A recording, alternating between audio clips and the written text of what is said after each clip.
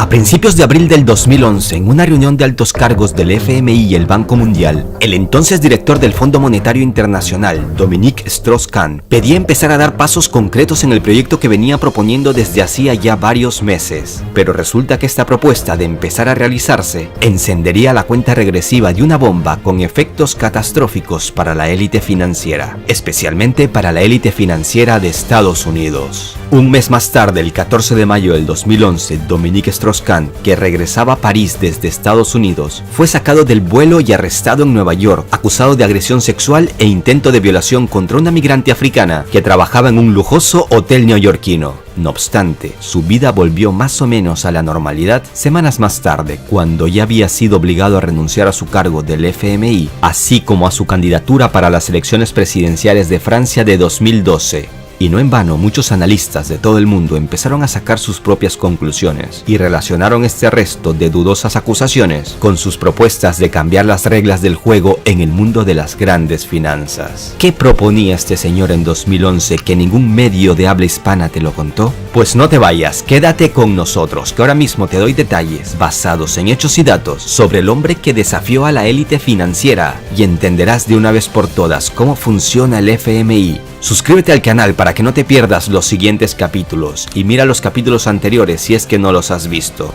El imperio del mal y los amos del mundo, quinta parte. Señor Wolf, le haré una pregunta desde otro ángulo. ¿Será que todos nosotros somos unos ingenuos? Nuestro sistema económico muestra un incremento constante, lo que parece indicar que la guerra es inevitable. Hay que entender esto. Este sistema ha logrado engañar a la gente y distraerla de tal forma que no conozcan sus objetivos principales, ya que hoy en día es muy complicado entender todas estas conexiones. Si tomamos el ejemplo de cómo la Troika influye en Grecia, podemos ver que todo lo que hace la Troika es crear las mejores condiciones para los bancos y llevarse el dinero de la gente común y corriente. Pero los mecanismos con los cuales ellos hacen esto no son tan fáciles de entender, y a la gente todo el tiempo le meten en la cabeza que ellos están llevando a cabo programas de ayudas sociales. Si usted me da 3 minutos, yo se lo explico.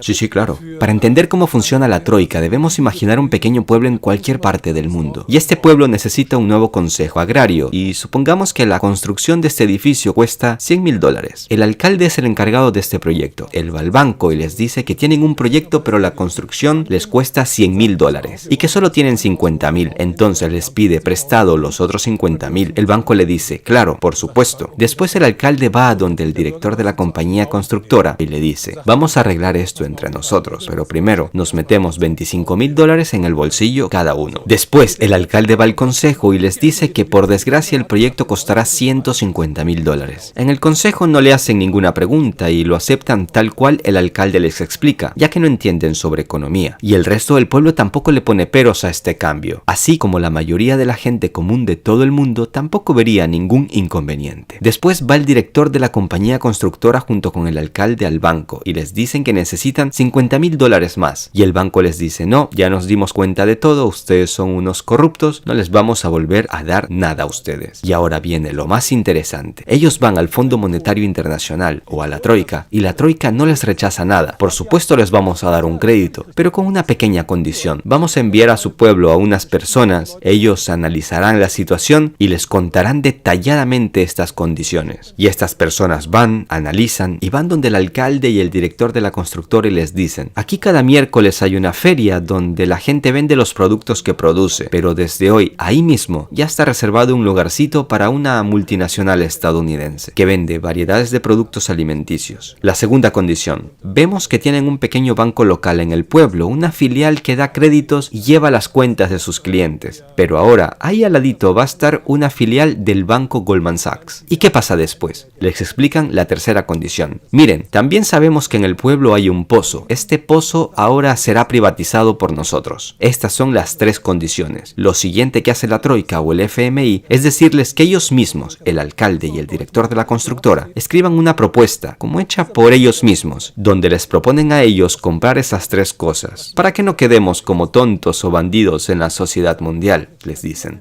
Y entonces ese alcalde corrupto y el director de la constructora escriben una orden donde indican que ellos mismos dan espacio a un lugar en la feria a una multinacional extranjera. espacio un banco extranjero y que venden el pozo a una empresa extranjera. ¿Y qué es lo que pasa después? ¿Y qué es lo que pasa después en este pueblo? Se abre una filial del banco Goldman Sachs y hace unas buenísimas ofertas a todo el pueblo. Y el banco del pueblo en 3 meses queda en bancarrota. Ahora el sistema financiero de ese pueblo le pertenece a Goldman Sachs. El siguiente cambio pasa en el mercado del pueblo, donde, como es obvio, el primer lugar lo ocupa una multinacional que vende, digamos, pollo a un precio mucho menor al que venden los granjeros del pueblo. Y los granjeros, por supuesto, dejan de vender al no poder competir. Cuando ya no tiene competencia, esta multinacional puede subir los precios de sus productos a como se le antoje. Y el pueblo ahora depende completamente de los productos de la multinacional estadounidense.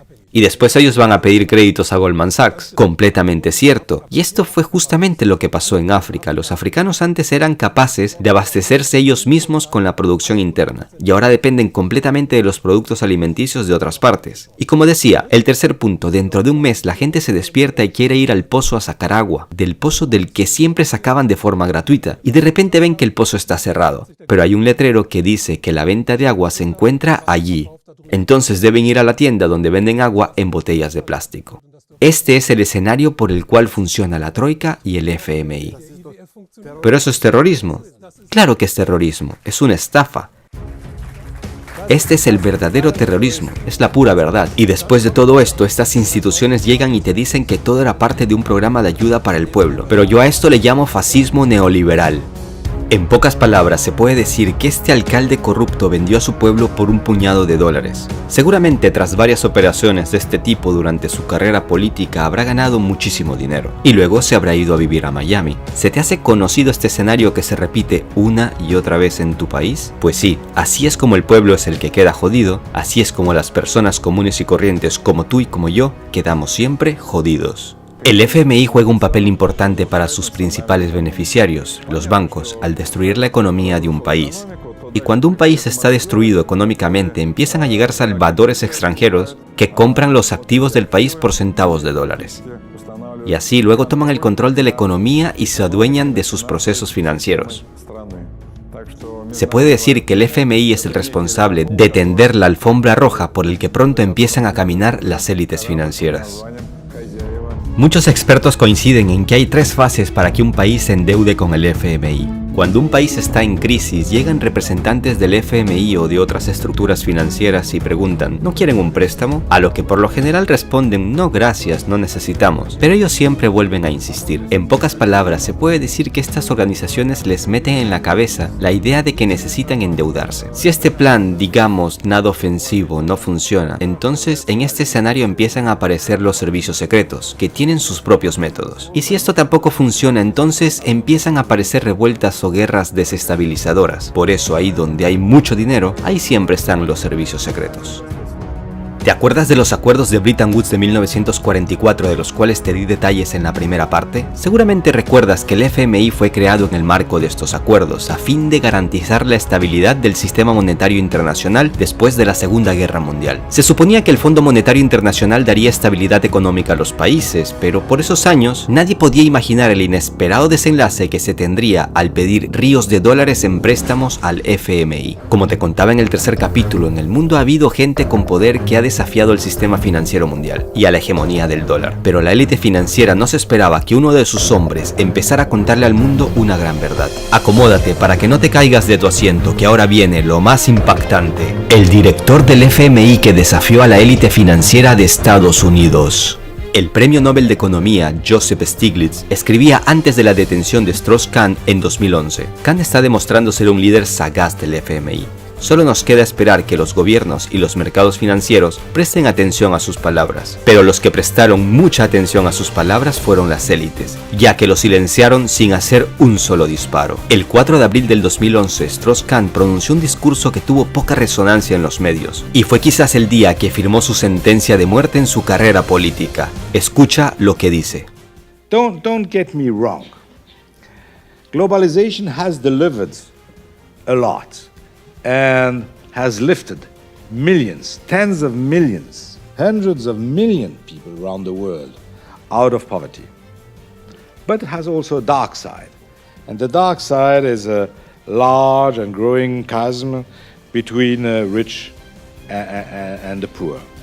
Clearly, we need a new form of globalization, a fairer form, a globalization with more a human face. Pero justicia social es un término que no aparece en el diccionario de los que mueven los hilos del sistema en el mundo. Si estas palabras las hubiese pronunciado un analista de los muchos que hay en el mundo, no hubiese pasado nada. Pero lo estaba diciendo el director de una de las organizaciones financieras más importantes del mundo. Este hombre pedía un cambio a gritos con una propuesta que no beneficiaba a Estados Unidos. Y eso era un problema serio. ¿Pero qué proponía este señor en 2011 que ningún medio de habla hispana te lo contó? Allá vamos. Como te contaba en la primera parte de esta serie, en 1944 en los acuerdos de Bretton Woods se adoptó la propuesta de Estados Unidos y su patrón oro, y también te conté de cómo Estados Unidos traicionó al mundo entero 30 años más tarde. Pues bien, en el marco de estos acuerdos en medio de la Segunda Guerra Mundial se desestimó la propuesta británica. La estadounidense, como ya sabes ahora, era hacer del dólar la divisa mundial, que hasta la actualidad lo es, mientras que los británicos proponían el bancor, una unidad monetaria que debía ser impulsada como moneda global. A estas alturas no quiero analizar qué hubiese pasado si se aceptaba la propuesta británica, pero lo cierto, aunque resulte chocante para algunos, es que hoy en día el dólar es el responsable del actual desorden financiero que tienen aprietos a todo el sistema monetario internacional, y todo esto gracias al abuso del poder estadounidense. Esto lo sabía Strauss-Kahn, y eso era precisamente lo que denunciaba. En 2011, Strauss-Kahn, al ver que la burbuja estaba a punto de explotar y desatar un caos mundial, este francés intentó impulsar el uso de los derechos especiales de giro como principal moneda de reserva global, en reemplazo del dólar estadounidense. Es decir, proponía abandonar el dólar como divisa internacional para crear una divisa estilo bancor. Sí, así como lo proponían los británicos en 1944. El jefe de una institución financiera con sede en Washington quería quitarle al dólar su estatus mundial, y eso cayó como una bomba en el corazón de la capital estadounidense. ¿Por qué? Te lo explico. A mediados del 2011, la deuda externa de Estados Unidos alcanzaba los 14,3 billones de dólares. El tratamiento especial que debía tener esta deuda, de acuerdo al diseño de Kahn, obligaba a Estados Unidos a desplegar un alto esfuerzo y desprenderse de su rol hegemónico en el sistema financiero internacional. Strauss-Kahn tenía claro que el dólar es el problema que dificulta la recuperación económica mundial y que es una divisa en vías de extinción producto del excesivo endeudamiento de la primera economía del planeta. Recordemos que, como te contaba en la segunda parte de esta serie, hubo un presidente de Estados Unidos que mató a la banca al pagar por primera y única vez toda la deuda nacional, pero cuando dejó el poder, la deuda empezó a crecer otra vez, y ese crecimiento se empieza a ver con mayor claridad en los años 80. La deuda aumentó dramáticamente de 5,7 billones de dólares en enero de 2001 a 14,3 billones de dólares en abril de 2011, cuando la deuda pública alcanzó el 98% del PIB del país. A esta pesadilla de una deuda descontrolada, Estados Unidos agrega la de ser el mayor consumidor de petróleo en el mundo, y con el crudo a un valor que rozaba en el 2011 los $100, el gasto se elevaba a cifras estratosféricas. De ahí la importancia estratégica de los petrodólares, pues si se acaban, la bancarrota para Estados Unidos llegará mucho antes. No en vano Trump está contento que por estos días los precios del petróleo vayan en picada. A más barato el petróleo, el gasto en el oro negro se reduce considerablemente para Estados Unidos. Por ese motivo, Estados Unidos teme que el dólar pierda su estatus mundial, así como que el petróleo empiece a negociarse en otras divisas, por ejemplo, el yuan. Pero volvamos a Strauss-Kahn. Como te contaba, él se había ganado enemigos por todo el mundo, especialmente por no estar muy a favor de la política económica de Estados Unidos. Y como candidato a la presidencia de Francia tenía enemigos de peso en su país, entre ellos el mismo presidente Nicolás Sarkozy, que en 2011 empezaba a buscar la reelección. Y aquí me gustaría hacer una pausa para darte un par de datos. En 2008, Dominique Strauss-Kahn se conoció con Muammar Gaddafi, y el galo aseguró después que ese encuentro demostraba que tanto él como Gaddafi compartían ideas no solo sobre los desafíos de Libia, sino del mundo entero. Como te contaba en la tercera parte, Gaddafi desafió la hegemonía del dólar y terminó asesinado. 3 años más tarde, en el 2011, justo cuando empezaron las revueltas en Libia que derivaron en el asesinato de Gaddafi, Kahn estaba finalizando un informe del FMI felicitando la política económica llevada a cabo por Gaddafi, aconsejándole tan solo que privatizara más rápidamente los bancos y el mercado local de capitales. Y aquí se forma un triángulo interesante y espeluznante a la vez, ya que hasta el día de hoy Gaddafi sigue incomodando desde la tumba al expresidente francés Nicolás Sarkozy. Nuevos indicios sobre la posible financiación ilícita de la campaña de 2007 parecen haber acabado de una vez por todas con la carrera política de este expresidente francés. Y y es que según fuentes fidedignas, el régimen del coronel Muammar Gaddafi transfirió 50 millones de euros a Sarkozy para apoyar su candidatura presidencial para el 2008. 3 años más tarde Sarkozy lo traicionaba, ya que Francia tomó parte en la intervención militar en Libia de 2011 que terminó con el asesinato de Gaddafi. Gaddafi estuvo apoyando al hombre equivocado. En 2011 Khan quería ser presidente de Francia, pero tenía tantos enemigos y tan pocos amigos que pasó lo que pasó. Abril de 2011 fue el mes donde más activo estuvo en sus críticas al sistema financiero mundial. El 25 de abril, por ejemplo, dijo durante un discurso que a corto plazo China superaría económicamente a Estados Unidos y dominaría el mundo en este ámbito. Estas afirmaciones no podían de ninguna manera dejar indiferente a la administración estadounidense. Este hombre, con poder, empezaba a sacar información relevante. Las élites financieras necesitaban tomar medidas. De inmediato, Khan tenía una debilidad. Era amante de fiestas sexuales, prostitutas de élite y orgías. Es posible que utilizan a cualquier mujer que diga que fue violada en un estacionamiento. Por esto le pagarán $500,000 o $1,000,000 de euros. Se la solía el exdirector del FMI antes del escándalo de mayo de 2011. Y así fue. Dominique Strauss-Kahn fue detenido en Nueva York el 14 de mayo de 2011 y obligado a bajar del avión que lo trasladaba a París. Acusado de violar y golpear a una mucama del hotel donde se hospedaba. Y pasó de ocupar una habitación de un hotel que rozaba los $3,000 a pernoctar en una fría celda neoyorquina. Los paseos a los cuales fue sometido Strauss-Kahn por los agentes del FBI, exhibiéndole esposado y demacrado frente a las cámaras, fue calificado por varios analistas como un linchamiento mediático que no tuvo la menor consideración hacia el principio de la presunción de inocencia. ¿Crees que a un hombre con tanto poder lo van a exponer así, sin siquiera haberse llevado una investigación? Es posible, si detrás de esto hay un grupo con mucho mayor poder. Strauss-Kahn fue liberado el 1 de julio de 2011 tras la revelación de elementos que desacreditaban el testimonio de su presunta víctima de agresión sexual. La investigación despertó inquietudes concernientes a la credibilidad de la denunciante, admitía el fiscal ante la prensa. Tampoco quiero que me malinterpreten, no estoy diciendo que esta agresión sexual no pudo haber pasado, pero hay muchos cabos sueltos en toda esta historia que dejan más dudas que respuestas, si se tiene en cuenta que la cronología es sencilla. Lo detienen, 5 días más tarde lo obligan a renunciar al FMI. Un mes y medio más tarde es liberado. 1 año y medio más tarde llega un acuerdo secreto y millonario con la denunciante. Se hablaba de entre 2,3 millones de euros y 7,7 millones, dando carpetazo a la denuncia de agresión sexual. El punto más esclarecedor es el final de esta historia. Strauss-Kahn nunca llegó a ser penalmente imputado en el caso.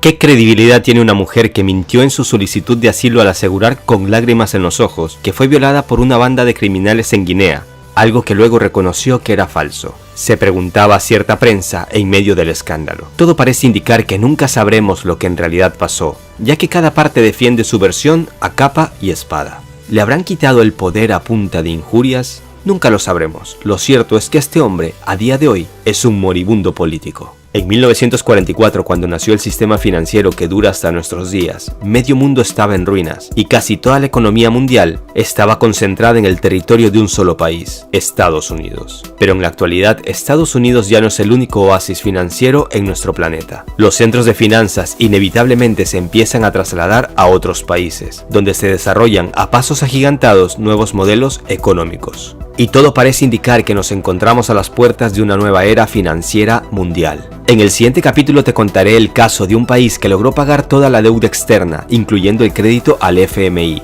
pero su presidente terminó con un disparo en la cabeza. También hablaremos de cómo el famoso refrán "no todo lo que brilla es oro" se vuelve realidad en el mundo de las finanzas. También te mostraré el origen de las especulaciones que indican que los reguladores utilizan supuestos lingotes de oro que en realidad son barras compuestas de un barato metal bañado por una fina capa de oro de verdad. Suscríbete al canal para que no te pierdas los siguientes capítulos. Hasta la próxima.